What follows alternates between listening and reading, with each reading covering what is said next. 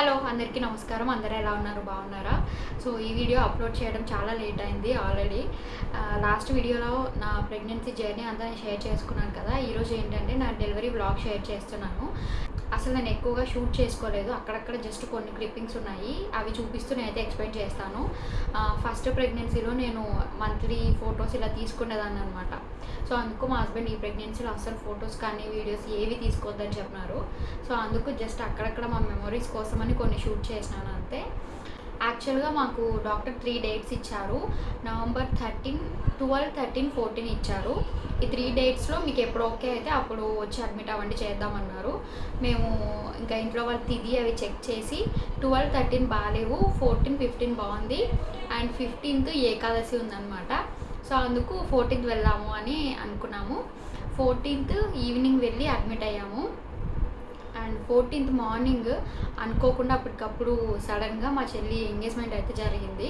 So morning అంతా నేను కొంచెం ఇంట్లో బాగా కొంచెం పీస్ఫుల్గా, రిలాక్స్డ్గా అన్నీ ప్లాన్ చేసుకొని వెళ్దాం అనుకున్నా. కానీ ఇంకా అప్పటికప్పుడు మార్నింగ్ ఎంగేజ్మెంట్కి వెళ్ళి ఇంకా ఈవినింగ్ 5కి ఇంకా అన్నీ ప్రిపేర్ చేసుకొని స్టార్ట్ అయ్యాము. బేబీ కోసం ముందే డ్రెస్సెస్ కానీ ఏవైనా తీసుకుందాం అనుకున్నాను. కానీ మా అత్తమ్మ అలా ముందే ఏవి కొనకూడదు అన్నారు. సో అందుకే ఏవి పర్చేస్ చేయలేదు. ఇంకా జస్ట్ నా థింగ్స్ వరకు ప్యాక్ చేసుకొని ఇంకా ఇంట్లో దేవుడికి దండం పెట్టుకొని ఇంకా హాస్పిటల్కి అయితే స్టార్ట్ అయ్యాము. ఎన్నో ఇయర్స్గా వెయిట్ చేస్తున్న డే రాబోతుంది. సో చాలా ఎగ్జైట్మెంట్తో, హ్యాపీనెస్తో వెళ్ళేటప్పుడు కూడా ఇంకా మనసులో దేవుడిని అనుకొని హాస్పిటల్కి అయితే వెళ్ళి అడ్మిట్ అయ్యాము. అంతవరకు కొద్దిసేపు పడుకున్నాను. ఇంకా 2:30 ఆ టైంకి అయితే ఇక్కడ లేచి జస్ట్ నేను నా మెమొరీ కోసం ఉండాలని తీసుకున్న చిన్న చిన్న క్లిప్స్ అనమాట ఇవి. సో అప్పటికే సార్కి ఒకసారి వచ్చి సిటీజీ చేస్తున్నారనమాట. అంటే బేబీ హార్ట్ బీట్ చెక్ చేసి వెళ్తున్నారు. ఇంకా లేచి కొద్దిసేపు వాకింగ్ చేసి బ్రష్ చేసుకొని ఫ్రెష్ అప్ అయ్యి ఉండు, పెయిన్స్ మేము ఇండ్యూస్ చేస్తామని అయితే చెప్పినారు. ఇంకా అదే వాకింగ్ చేస్తున్నాను అనమాట ఇక్కడ. అండ్ నార్మలా, సి సెక్షనా అని మేడం ఏం చెప్పలేదు. బేబీ అయితే పొజిషన్లో ఉంది, చూద్దాము అని అయితే అన్నారు. నేనేమన్నా అంటే నార్మల్కి ట్రై చేయండి మేడం, నేను కోఆపరేట్ చేస్తాను, నాకు నార్మలే కావాలని చెప్పినాను. మేడం ఏమన్నారంటే ఇప్పుడు అన్నమాట నువ్వు అప్పుడు అను, ఇప్పుడు అనడం కాదు అని అన్నారనమాట. అండ్ మనసులో నేనైతే స్ట్రాంగ్గా ఫిక్స్ అయినాను, నాకు నార్మలే అవ్వాలి అని. నా బేబీ బంప్తో నేను తీసుకున్న లాస్ట్ వీడియో ఇదే. ఇంకా ఆ తర్వాత నుంచి ఈ పెయిన్స్ అయితే ఇండ్యూస్ చేశారు.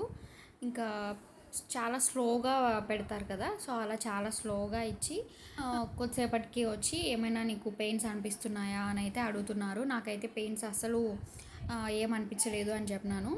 అండ్ నేను కంప్లీట్గా బేబీతో మాట్లాడుతూ ఉండేదాన్ని ప్రెగ్నెన్సీ స్టార్టింగ్ నుంచి కూడా.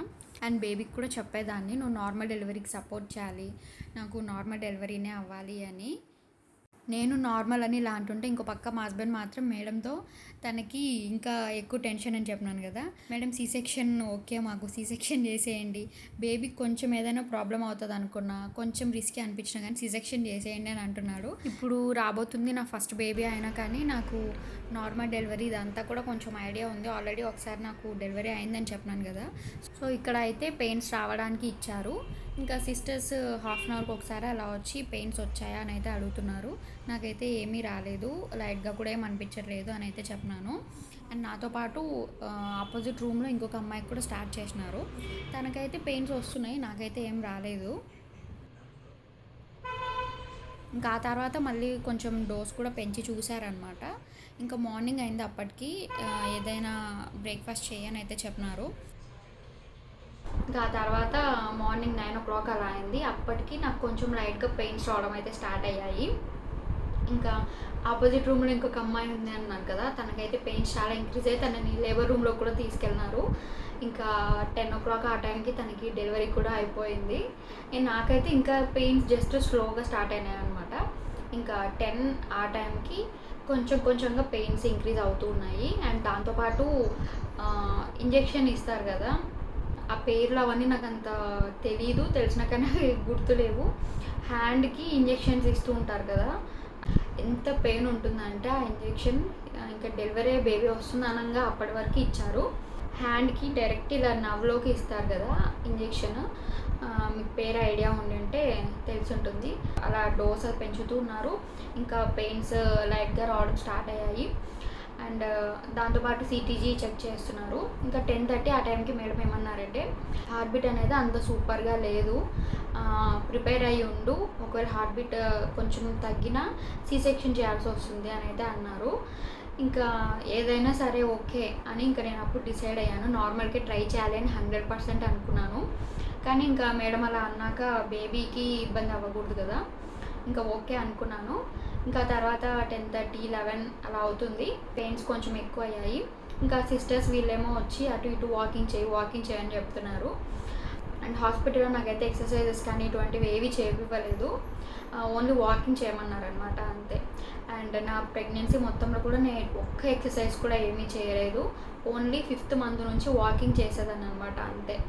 డైలీ ఒక 1/2 అవర్ అలా, అది కూడా అంతే, వాకింగ్ చేసేదాన్ని. అండ్ అంతకుముందు చేసేదాన్ని నేను కన్సీవ్ అయ్యి టెస్ట్ చేసుకున్న ముందు రోజు వరకు యోగా చేశాను. వన్స్ కన్సీవ్ అయ్యాక అన్నీ ఆపేశాను. ఇంకా 11 ఆ టైంకి ఆపరేషన్ థియేటర్లోకి తీసుకెళ్ళినారు.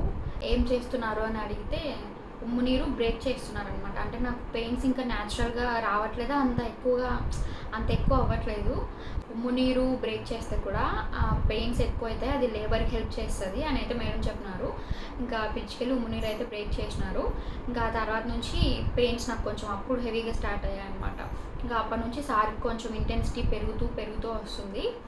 ఇంకా సిస్టర్స్ వీళ్ళేమో ఒక పక్క వాకింగ్ చేస్తూ ఉండు, నీకు పెయిన్ వచ్చిన ప్రతిసారి నువ్వు పుష్ చేయడానికి స్టార్ట్ చేయని అయితే చెప్పినారు. దాంతోపాటు సారికి వచ్చి ఫ్లూయిడ్స్ పెడుతూ ఉంటారు, దాంట్లో ఇంజెక్షన్ ఒకటి వేస్తూ ఉంటారన్న కదా. ఇంజెక్షన్ వేసిన ప్రతిసారి చాలా పెయిన్ ఉండేది అసలు.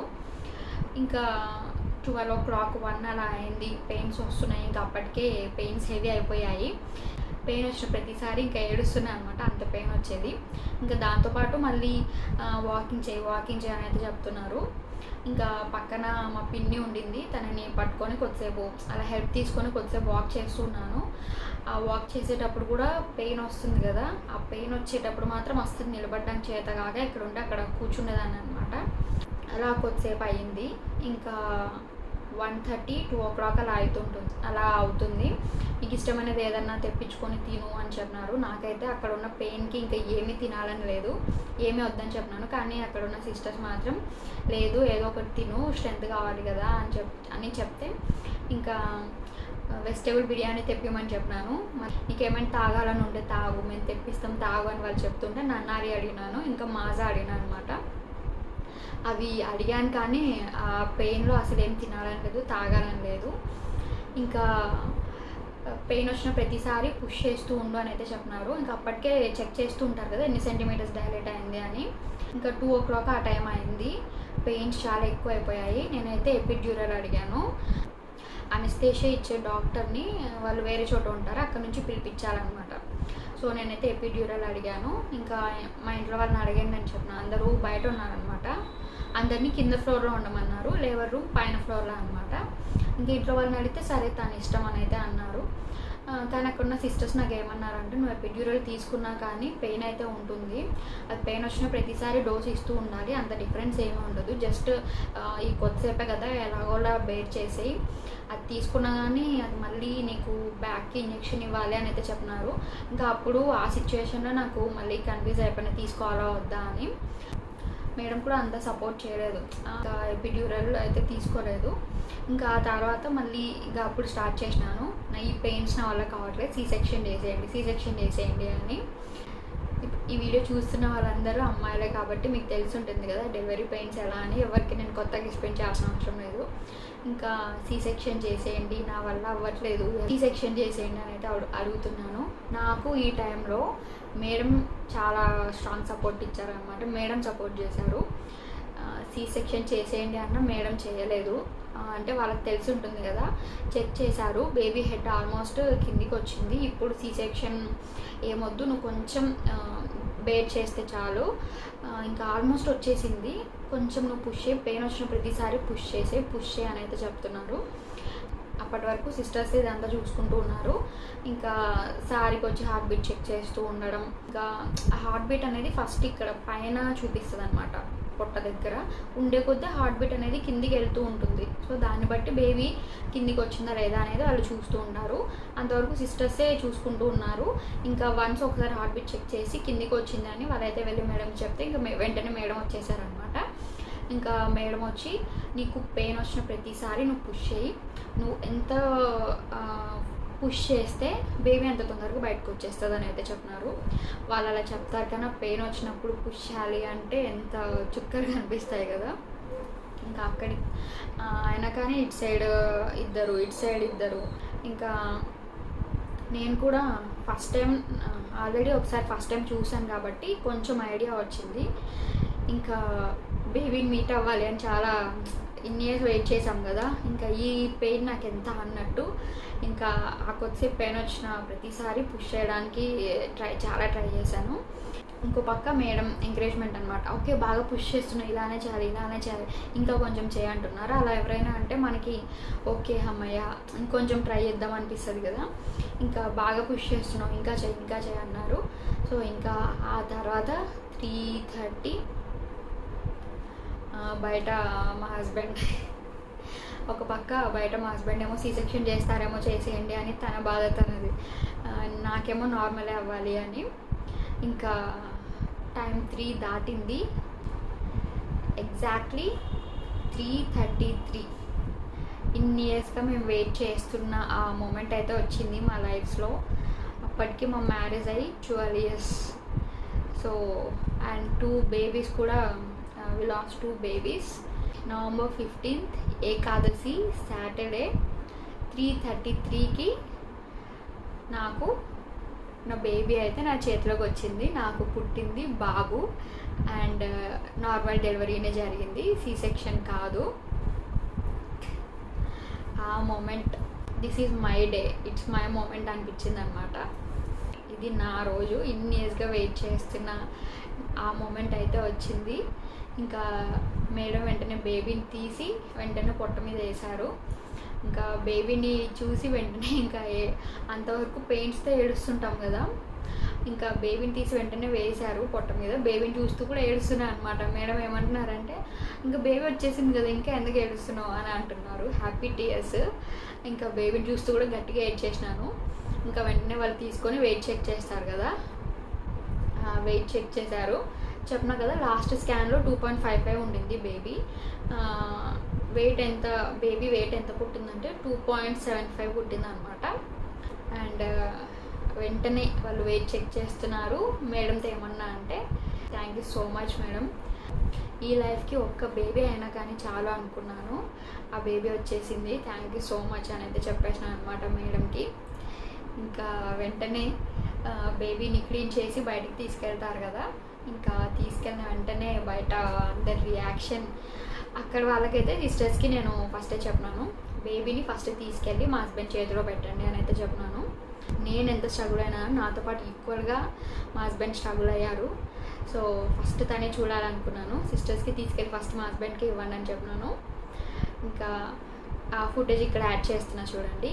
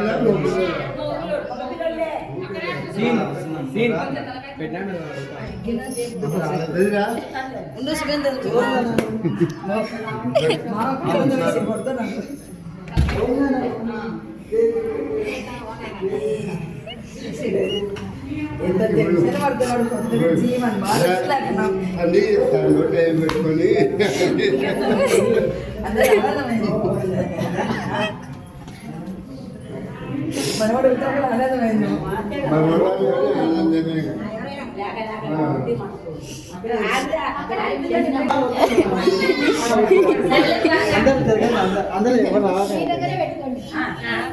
పిల్లల డాక్టర్ దగ్గరికి అక్కడ లోపల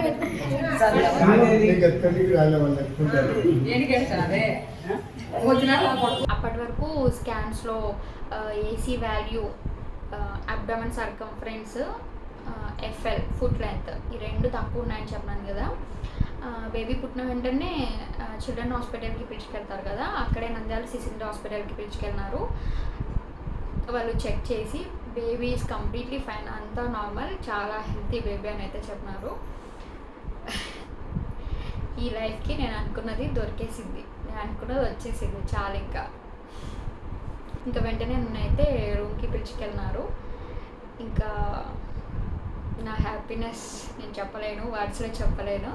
ఇంకా బేబీని చూసుకోవాలని ఉంది నాకైతే, కానీ హాస్పిటల్ పిలుచుకెళ్ళి ఇంకా మళ్ళీ ఈవినింగ్ 6 ఆ టైంకి అయితే పిలుచుకొచ్చినారు. ఇంకా అప్పుడు చూసుకున్నాను అనమాట ఫస్ట్ టైం బేబీని తీసుకొచ్చిన పక్కన పడుకోబెట్టినప్పుడు. ఈ బేబీ కోసం ఇన్ని ఇయర్స్ ఇంత స్ట్రగుల్, ఇంత పెయిన్, ఇన్ని ఫేస్ చేసాం మేము. ఫైనల్లీ ఆ బేబీ అయితే వచ్చేసింది, ఇంకా నా దగ్గర ఉంది, ఇప్పటి నుంచి నాతోనే ఉంటుంది. ఆ తర్వాత ఇంకా చాలామంది ఇంకా చూడడానికి అందరూ రిలేటివ్స్ అందరూ వస్తారు కదా, ఇంకా మేడం వచ్చి సగం నంద్యాలంతా బయటే ఉంది అని అయితే అన్నారు. ఇంకా అందరూ వచ్చి బేబీని చూసేసి వెళ్ళి ఇంకా ఆ తర్వాత వెంటనే 1 అవర్కే ఫీడింగ్ ఇవ్వమంటారు కదా.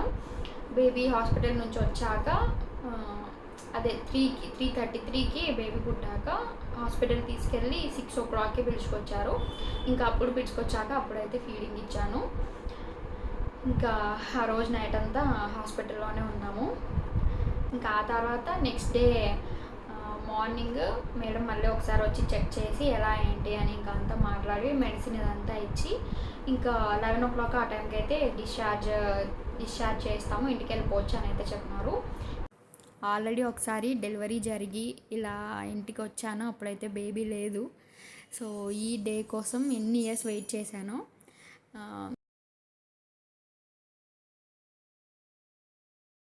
బేబీని తీసుకొని అలా ఇంట్లోకి వస్తుంటే ఏదో లైఫ్లో ఇంకేదో అచీవ్ చేశాను, సాధించాను అన్న ప్రౌడ్ ఫీలింగ్. ఇంకా అత్తమ్మ వాళ్ళు ఉండేది అయితే ఫస్ట్ ఫ్లోర్లో. ఇంకా ఇంటి బయటే దిష్టి అదంతా తీసేసి ఇంకా పైకి అయితే వెళ్తున్నాము. పైకి వెళ్ళాక అది అన్ఎక్స్పెక్టెడ్, జస్ట్ ఒక సింపుల్ వెల్కమ్ అనమాట. మా సిస్టర్, మా తమ్ముడు వీళ్ళైతే జస్ట్ అప్పటికప్పుడు ఇంకా నేను ఇంటికి వస్తున్నా అన్నప్పుడు వెళ్ళి ఫ్లాస్ తీసుకొచ్చి ఇలా వెల్కమ్ చేశారనమాట మా బేబీని.